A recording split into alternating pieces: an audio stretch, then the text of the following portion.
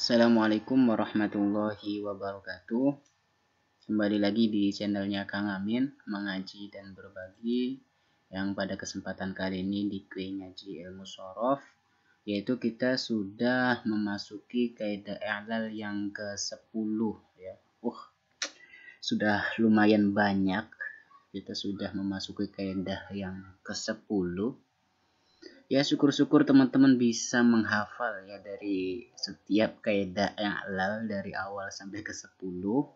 Ya, syukur-syukur ya setidaknya tahu lah ya kaidah pertama pembahasan apa. Ya, misal sona aslu suwana ala wazni fa'ala.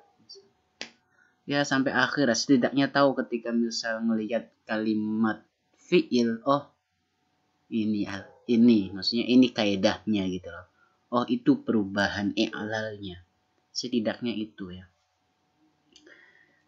Langsung aja kaidah yang ke-10, al-qaidah al-ashirah. Nah, kaidahnya idza ijtama'a. Nah, di sini ya kita ulik kembali ya, di sini hamzah wasol.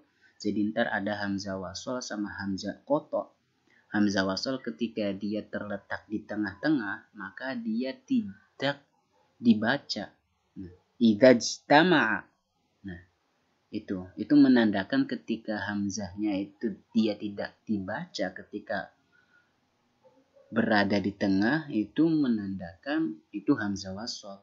Nah, kalau misalnya hamzah qata', dia ketika posisi di tengah, di awal, di akhir, dia harus dibaca, tidak boleh ditenggelamkan, tidak boleh tidak dibaca ya. Nah, idza ijtama'a, ini hamzahnya hamzah wasol.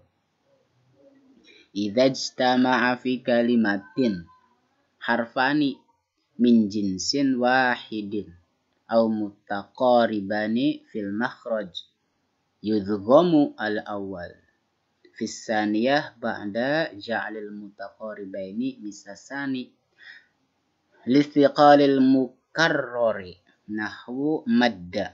Madda di sini fi'il madi, wa dan mudda ini fi'il amar, wattasola ini fi'il madi juga, ittasola iutasola. Asluhuma madada wa umdud wa iutasola. Artinya idza ijtama'a fi kalimatin, ketika terkumpul di dalam satu kalimat. Ketika terkumpul dalam satu kalimat, apa yang terkumpul? Harfani, dua huruf. Dalam satu kalimat terdapat dua huruf min jinsi wahidin, dari satu jenis yang sama. Au mutaqaribani fil makhraj, atau lafadznya itu saling berdekatan di dalam makhrajnya. Maka yudghamu al-awwalu fis tsaniyah, maka lafadz atau huruf yang pertama diidghamkan kepada lafadz yang kedua ba'da ja'lil mutaqaribaini, setelah menjadikan dua lafadz yang berdekatan itu mislasani, seperti yang kedua. Kenapa sih harus diidghamkan lafadz yang pertama ke yang kedua? Lithiqalil mukarrari, karena beratnya diulang-ulang. Orang Arab susah untuk ngomong atau untuk mengucapkan lafadz madda.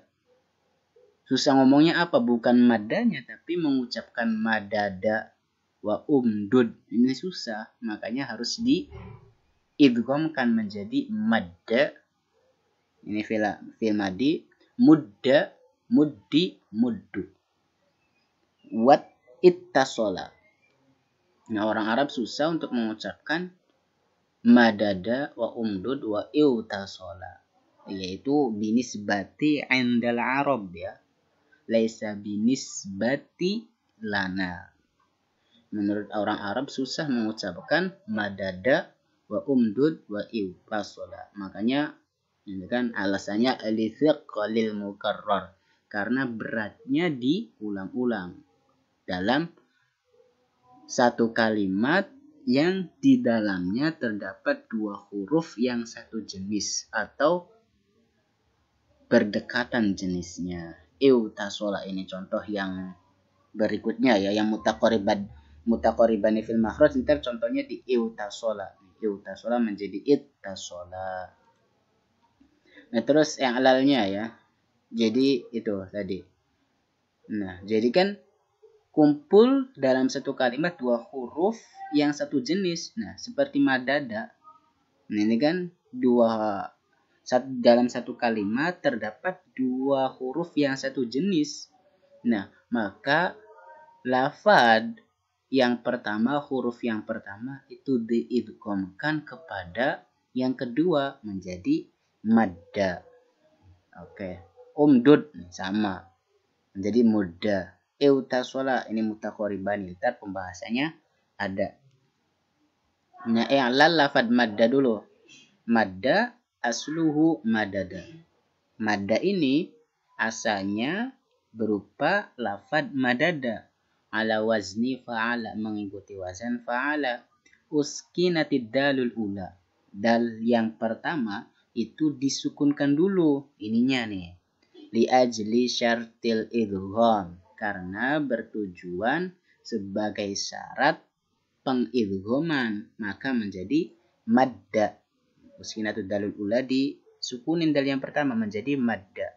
Kemudian summa udghimatid dalul ula fis saniyah. Kemudian dal yang pertama diidghamkan, dal yang pertama diidghamkan kepada dal yang kedua. Kenapa? Lil mujanasati, karena satu jenis, maka menjadi madda. Diidghamkan itu ya dijadiin satu maksudnya ya. Summa idghamatud dalul ula, dal yang pertama diidghamkan. Dal yang pertama diidghamkan kepada dal yang kedua menjadi madda. Oke.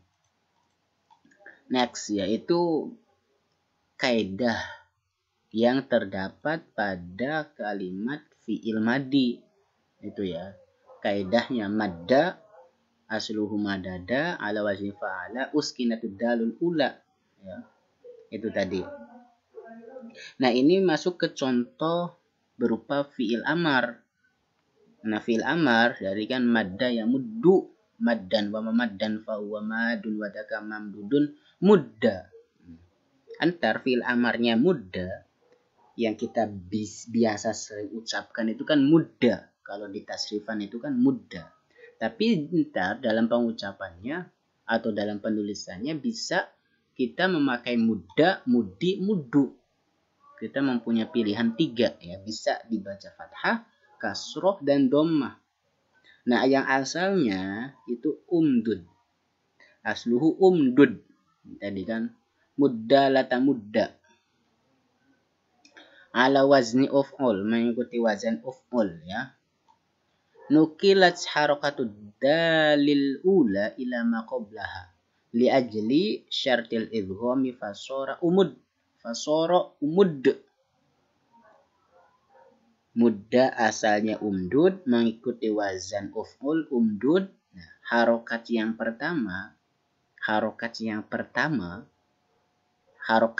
yang pertama ini umdud tadi, umdud ini nih, harokat dal yang pertama itu dipindah kepada ila ma qablaha, kepada lafaz sebelumnya. Berarti lafaz sebelum dal yang pertama berupa mim. Nah, itu sebagai syarat diidghamkan. Makanya menjadi umud. Ya. Nah, kemudian faltaqo as-sakinani. Nah, kemudian terjadilah bertemunya dua sukun. Nah, dua sukun kan? Dal yang pertama, dal yang kedua sukun. Wahuma ad-dalani, yaitu berupa dal dua, dal karone. Nah, maka fa hurrikatid dalustaniyah. Nah, dal yang kedua diharokati. Dal yang kedua ini nih ya, dal yang kedua. Daf'an, untuk menolak liltiqo is-sakinaini, yaitu bertemunya dua sukun. Nanti dal yang kedua itu diharokati apa?